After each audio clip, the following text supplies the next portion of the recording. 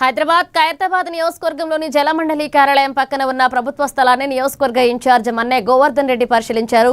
Venkateswara colony division పరిధిలో Banjara Hills road number 10లో ఉన్న సుమారు 11 ఎకరాల విలువైన ప్రభుత్వ స్థలాన్ని కబ్జాదారుల నుంచి కాపాడాలని మన్నే గోవర్ధన్ రెడ్డి డిమాండ్ చేశారు. ఎలాంటి అనుమతులు లేకుండా ప్రభుత్వ భూమిలో మట్టిని డంపింగ్ చేయడంతో పాటు చెట్లను నరికివేస్తున్నారని ఆయన ఆరోపించారు. ప్రభుత్వ స్థలాన్ని గుర్తించి ఇది ప్రభుత్వ భూమి అని బోర్డు ఏర్పాటు చేయాలని, విలువైన ప్రభుత్వ ఆస్తులు కబ్జాకి గురికాకుండా అధికారులు తక్షణ చర్యలు చేపట్టాలన్నారు.